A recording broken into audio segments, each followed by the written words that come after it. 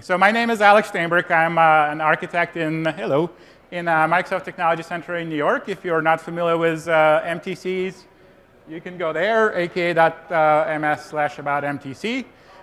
We work with customers pretty much every day and have a lot of practical experiences on this. So a lot of these sessions are pretty practical.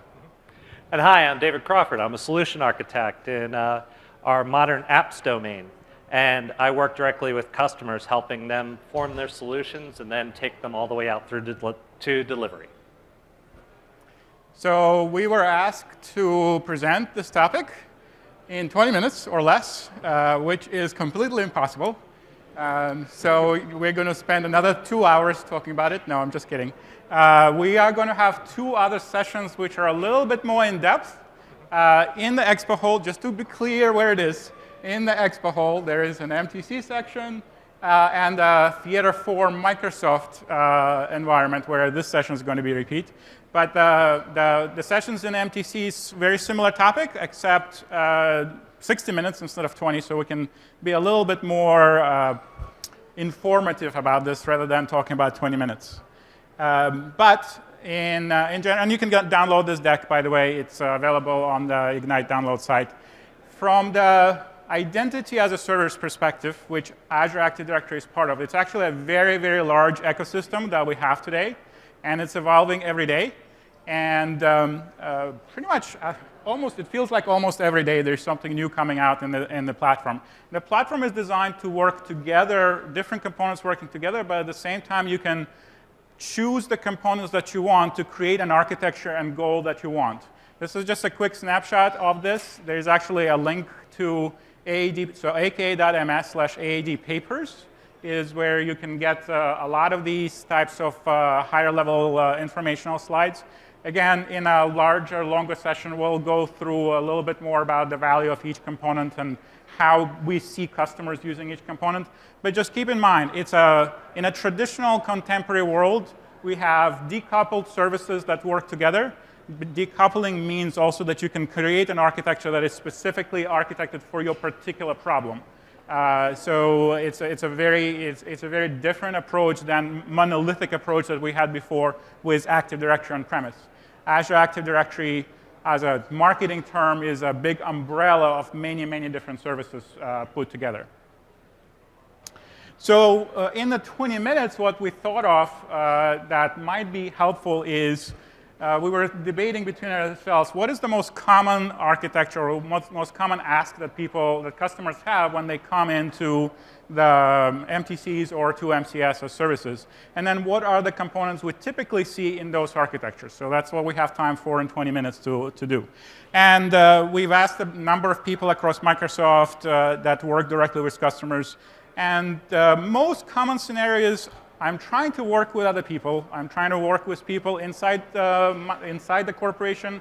I'm trying to work with people outside of corporation. And I need to be able to share information with them. Now, this doesn't seem like an identity problem, but obviously identity is the key to that, to enable that kind of scenario. And a lot of the discussions start with how do you implement the identity correctly, and what are the pieces of the identity infrastructure that make sense, which is not just the directory itself, maybe, but maybe other components, as you'll see with some of the common proposals that we have with customers working on this.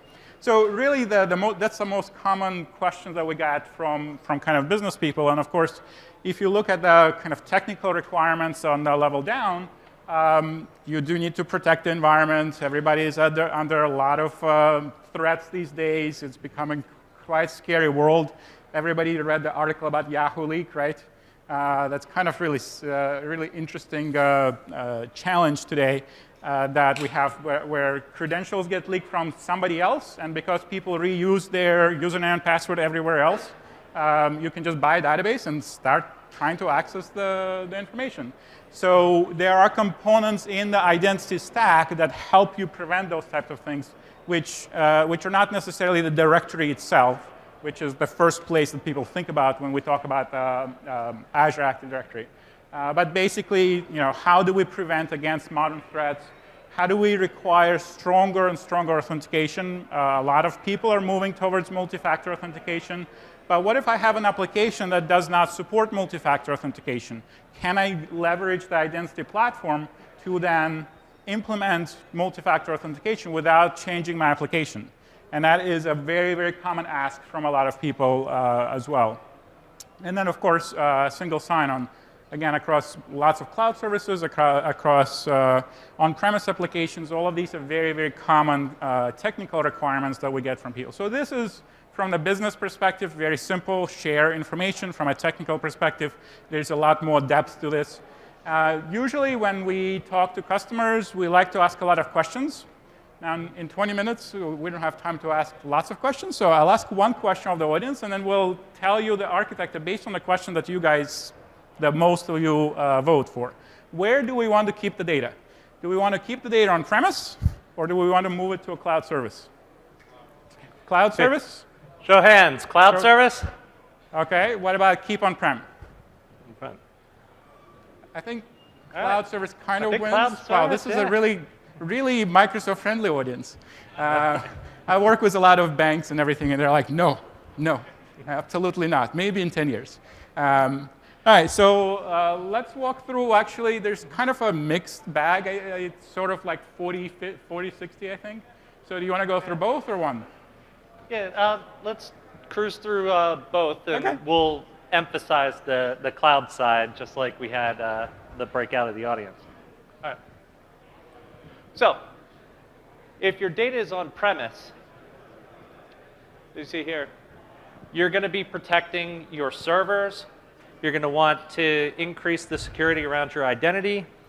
And you probably have something that you want to maintain that same type of protocol or identity within your organization. We have a mechanism that helps support that. But when you're going to the cloud, the other thing is that you may want to raise the level of assurance for what identities are accessing something like your SharePoint farm or your internal applications. So that's where something like Azure Active Directory proxy comes into play. So we're just going to go over briefly this because you can hold your information in the cloud, and you'll see that soon. But when we're talking about cloud, we'll also have to talk about whether we're doing a IaaS implementation or O365. For our Azure Application Proxy here, what we'll end up doing is we'll end up protecting your servers by producing an endpoint on a network. So we actually generate the URL for you, or you can create one with your own certificate that gives you access to your SharePoint site. And through this implementation, these connectors, a couple servers that reside in your environment, pull that information from a configuration in the cloud in order to give it the information that it requires in order to access that local system on premise. So it's not limited to just SharePoint. There could be other applications that you have configured within that as well. The neat thing about this, we handle all the network traffic endpoint. We do all the denial of service inspection or prevention. We do all the bad packet inspection. We do all the IP injection inspection. So all the security services that we provide for Azure or Office 365 can apply to your on-premise application without ever touching the application itself. Yeah, your application isn't even sitting on that network out there, which is another thing that, typically there might be a firewall sitting right in front of your application behind. We're actually generating an endpoint for you. And then from the gateway, it's an outgoing IPsec connection to the service, which means you can even you can allow access from the internet to the application, but prevent any kind of firewall openings to the environment. So it's securing the environment as well as securing all the network injections that people might deal with. I've actually had one government customer, which I was a little taken aback, and they said, well, so we don't have to patch our servers anymore against like HTTPS attacks and things like that. I'm like, ooh, no, not really. But yeah, we kind of prevent you all the contemporary attacks against the HTTPS stack because we handle it, we stop the traffic, and we initiate clear traffic back to the application. But it's still patch servers, OK? Yeah, and in a recent major government implementation that we did, they had a consumer-facing website. And we were pretty much convinced that the platform that they were running in was insecurable. So what we did is we created a fortress around that application itself because they still needed to access it remotely. And how we did that is we locked it down to sitting behind Azure Active Directory's or AAD's proxy. And by doing so, this application that had poor security, we raised the level up because no one could reach it from the network until they went through multi-factor authentication in Azure Active Directory. And you didn't have to change any code on that application in order to reach it. So the MFA was introduced as part of increasing that security. Yeah, and if you do authentication at the Azure application proxy level, plus you do multi-factor authentication, then only authorized users can access the application. So any unauthorized connection will be prevented by default. So you reduce the network traffic, you reduce the DOS threats, you reduce the unauthorized users trying to access it, and then only clean sort of traffic and known users can then connect. So it's a really neat, a lot of people don't think about it as part of identity ecosystem, but it is part of that ecosystem if you want to not change anything on premise. And so this is a feature of Azure Active Directory. I'm not a licensing person, so I don't know exactly what level it's in, but Azure Active Directory proxy is part of Azure Active Directory. Yep, it's part of it. And multi-factor authentication is part of Azure Security Services also, which you can add. Yep. All right. So the other thing that everybody wanted to focus on was getting my data in the cloud. And you may or may not be on your journey already towards making that happen. There are a couple of decisions to make. One of them is what topology you're going to choose to authenticate your users with. So our choices for that topology, and I'm sure you can all read that, right? Good, just checking. We have a password synchronization capability where you take your on-premise Active Directory and you sync to the cloud. And just to be clear, it's a hash of the password, not the password itself. Hash of a password. Your clear text password is not sitting out there. And the other mechanism is a federation.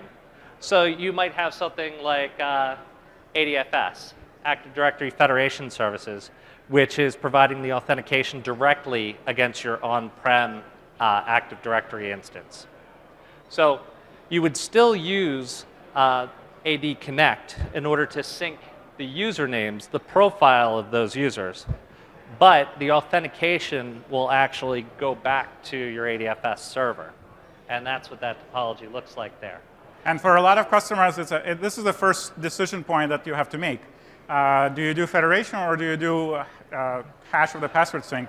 Because there's some advantages in federation, like you control all the, you control some of the login behavior, but there's also disadvantages because then it's a tier 1 application that you have to manage as opposed to completely platform as a service authentication system.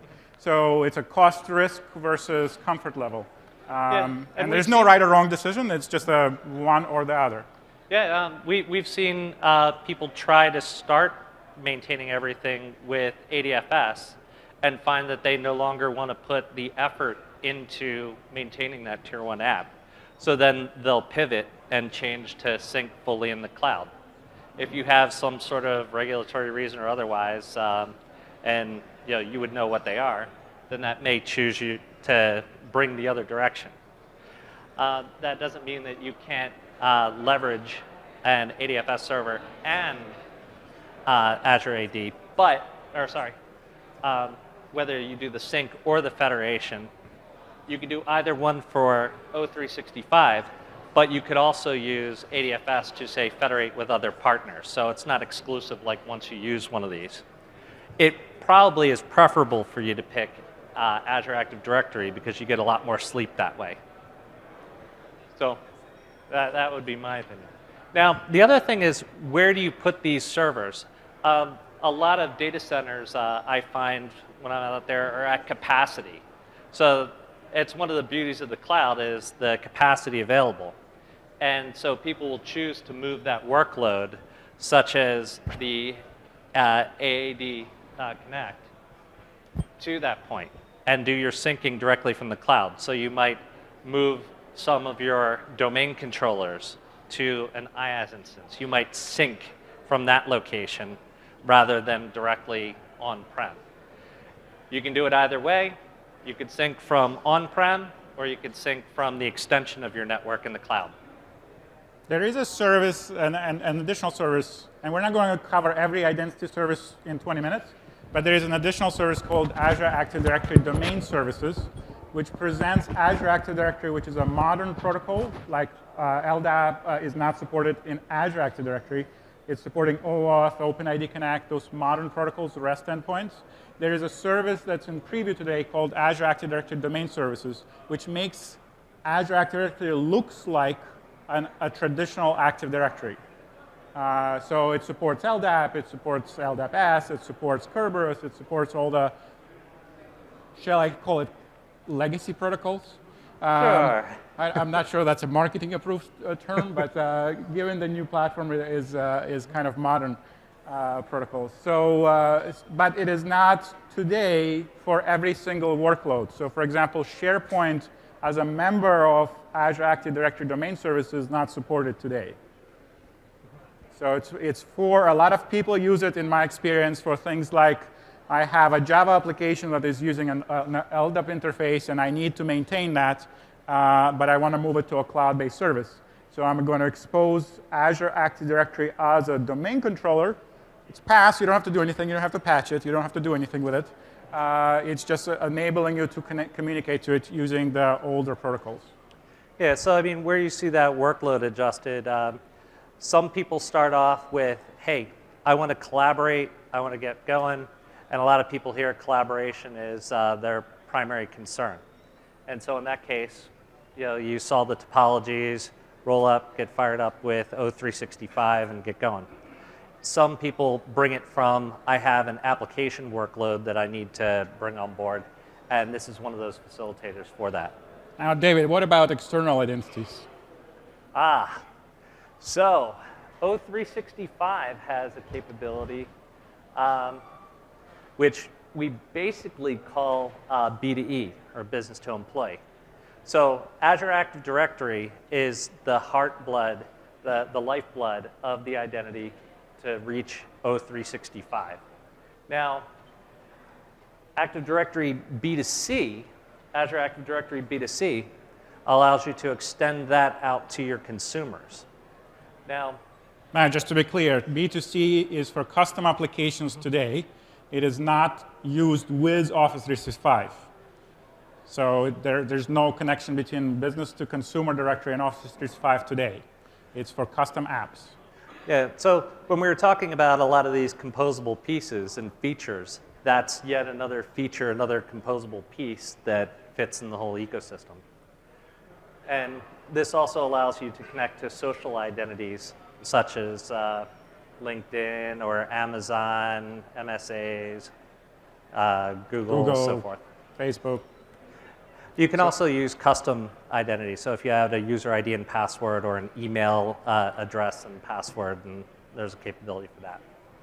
Now on the other side, if you wanted to bring your partners into this, like say Trey Research wants to be part of, or Contoso wants Trey Research to be part of a collaboration effort, we have a new business-to-business capability where we send out an invite to that party.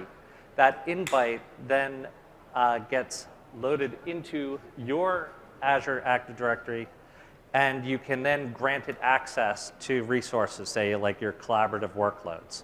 So today, business-to-business invitation, meaning invitation of a person from another Azure Active Directory tenant, is supported with SharePoint Online, but not with Exchange Online. Exchange Online is still working on that. And obviously, it is supported with any kind of custom applications that you build as part of Azure Active Directory. But SharePoint today supports this, Exchange coming. And so how that works is that you get an email, the partner gets an email. They click on the link, and they actually authenticate against their own directory.